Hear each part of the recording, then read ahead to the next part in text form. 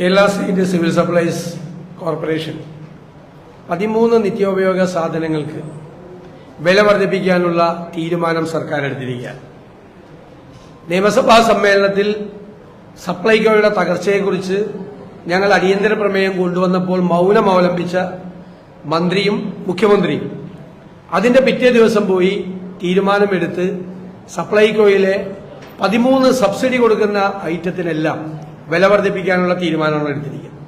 സർക്കാർ ജനങ്ങൾക്ക് നൽകിയ വാഗ്ദാനത്തിൽ നിന്നുള്ള കൃത്യമായ തിരിച്ചുപോക്കാണിത്. LDF അധികാരത്തിൽ ഇരിക്കുമ്പോൾ ഒരു കാരണവശാലും നിത്യോപയോഗ സാധനങ്ങളുടെ വില വർദ്ധിപ്പിക്കില്ല എന്നുള്ളൊരു വാക്ക് തെരഞ്ഞെടുപ്പ് കാലത്ത് ഇവർ നൽകിയിരുന്നു. കഴിഞ്ഞ വർഷവും ബഹുമാനപ്പെട്ട മുഖ്യമന്ത്രി സമൂഹ മാധ്യമങ്ങളിലൂടെ ഈ ഒരു കാരണവശാലും നിത്യോപയോഗ സാധനങ്ങളുടെ വില വർദ്ധിപ്പിക്കില്ല എന്നുള്ള LDFന്റെ തീരുമാനം ഒന്നുകൂടി ഉറപ്പിച്ചു പറയുകയും ചെയ്തു.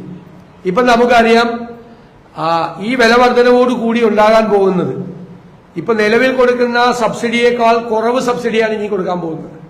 അതോടുകൂടി സപ്ലൈകോയിലെ ഈ 13 ഐറ്റത്തിന് ഏറ്റവും പ്രധാനപ്പെട്ട നമ്മുടെ പൊതുവിപണിയെ നിയന്ത്രിക്കുന്ന 13 ഐറ്റംസ് ആണ് ഈ നിത്യോപയോഗ സാധനങ്ങൾ.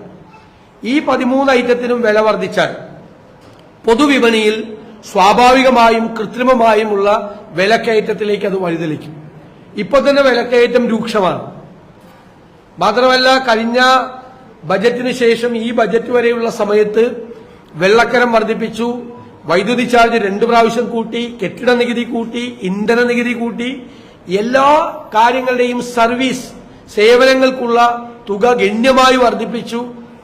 അങ്ങനെയെല്ലാം ജനങ്ങൾ പൊറുതിമുട്ടിക്കൊണ്ടിരിക്കുന്ന ഒരു കാലഘട്ടത്തിൽ, രൂക്ഷമായ വിലക്കയറ്റം തളർത്തുന്ന ഒരു കാലഘട്ടത്തിൽ കേരളത്തിലെ ധനകാര്യ സ്ഥാപനങ്ങൾ മുഴുവൻ ലക്ഷക്കണക്കിന് ജപ്തി നോട്ടീസുകൾ കൊടുക്കുന്ന ഒരു കാലഘട്ടത്തിൽ കേരളത്തിൽ ഏറ്റവും കൂടുതൽ കിടപ്പാടങ്ങളും കൃഷിയിടങ്ങളും ജപ്തി ചെയ്യപ്പെട്ട ഒരു കാലത്താണ് വീണ്ടും കേരളത്തിലെ പൊതുവിപണിയിൽ ഇടപെടാൻ ഉത്തരവാദിത്തമുള്ള സപ്ലൈകോയിൽ വീണ്ടും വിലവർധനം ഉണ്ടാകിയത്.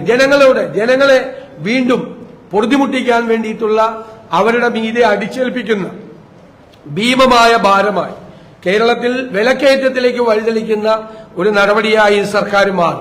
അതിൽ പ്രതിഷേധിച്ചാണ് ഞങ്ങൾ ഇന്ന് സഭാ നടപടികൾ സ്തംഭിപ്പിച്ചത്.